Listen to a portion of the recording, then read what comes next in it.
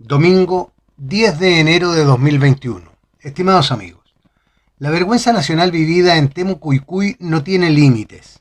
Lo más fácil y típico de nuestra idiosincrasia cómoda y simplista será cargar toda la culpa a la PDI, sin reparar en los verdaderos responsables. Primero que nada, y en defensa de quienes fueron enviados al matadero, debemos considerar que una fuerza policial, por numerosa que ella sea, no cuenta con la preparación para enfrentar un combate rural como al que se la expuso.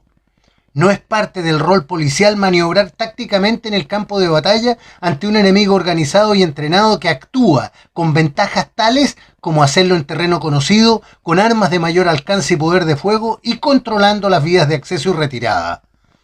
La policía es eficiente cuando combate a delincuentes de quienes conoce su modo de operar, su escenario y reacciones posibles. Todo ello muy distinto de lo que se encontraron en este sector de la Araucanía.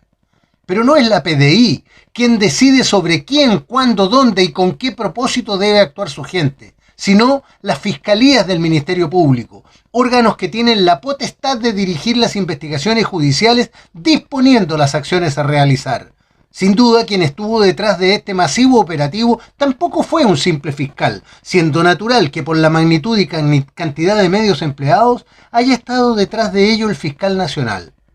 Pese a ello, el origen de la misión recibida no exime de responsabilidad a quienes llevaron a cabo una planificación deficiente para su cumplimiento, al lanzar a los policías sobre sus flancos como caballería del viejo oeste americano, sin un aislamiento previo del blanco y sin planes de contingencia para situaciones que era esperable que ocurrieran. Tampoco es razonable que sus mandos hayan aceptado hacerlo sin portar el armamento de apoyo del que disponen, por mucho que la instrucción proviniera del gobierno. Desde luego, resulta muy fácil criticar lo sucedido jugando al general después de la guerra, debiendo ser los mandos institucionales quienes determinen los errores y extraigan las experiencias del magro resultado obtenido y la lamentable muerte de uno de sus camaradas. Así también deberán razonar sobre las consecuencias de acatar ciegamente instrucciones imprudentes o impropias de parte de las fiscalías o del gobierno, negándose la posibilidad de representarlo oportunamente y exigir el registro escrito de ellas como testimonio de la responsabilidad de quien corresponda. Lo que no podrán negarse a reconocer, eso sí, es que no es aceptable haber lanzado una operación de esta naturaleza a ciegas, sin disponer de la inteligencia previa suficiente sobre el área objetivo. Pero es el papel del gobierno lo que debe concitar nuestro interés, por recaer en él la responsabilidad fundamental por los desgraciados hechos ocurridos.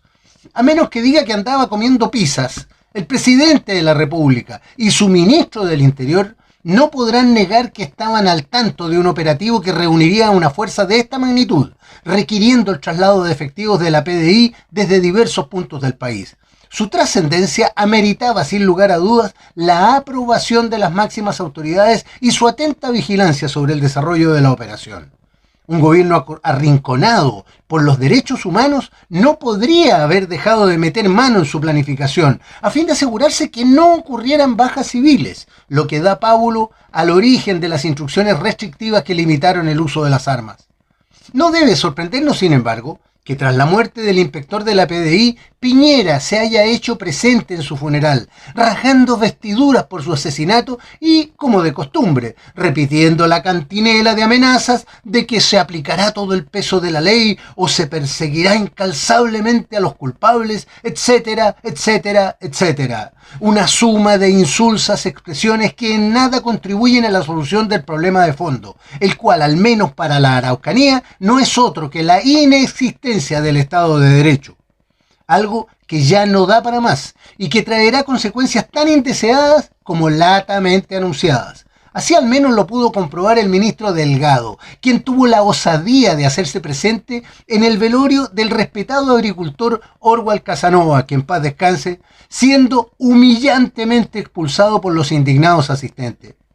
Pero las responsabilidades presidenciales no se limitan tan solo a este bochorno policial, sino que se extienden a la sesgada emisión del decreto de zona en estado de catástrofe, mediante el cual Piñera restringió las atribuciones del jefe de la Defensa Nacional, que por ley expresa comanda a la totalidad de los medios militares y policiales de su jurisdicción.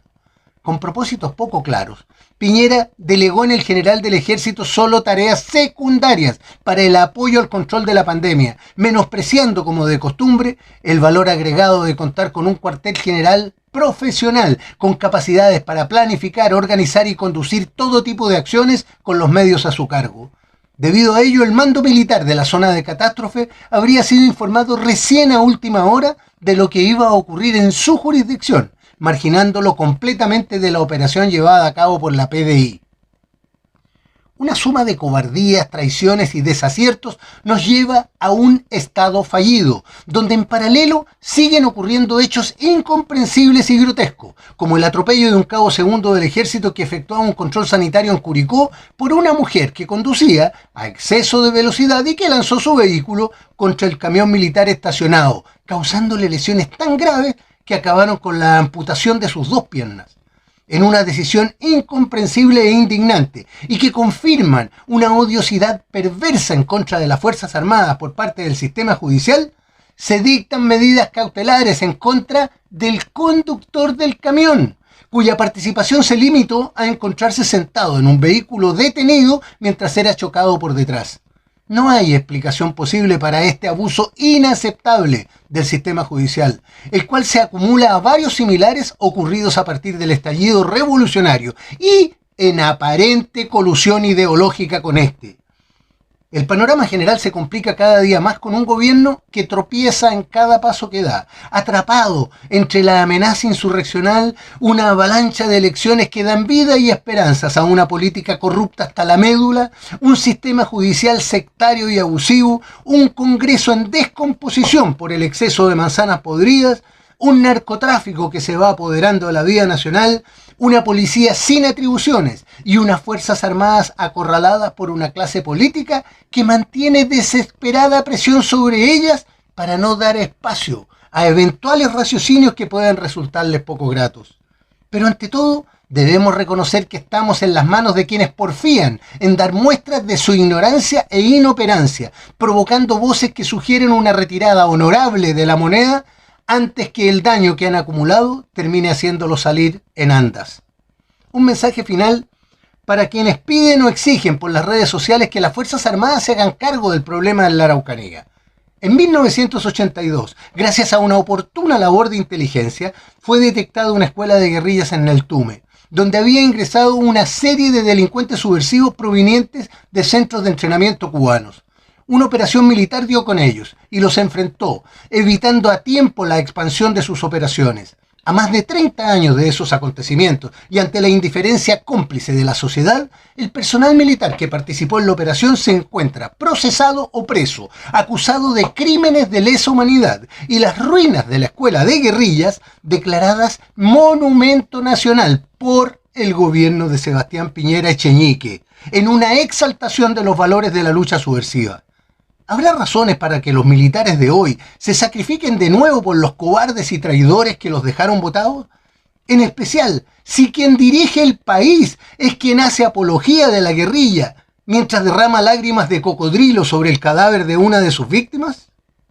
Soy Patricio Quilot.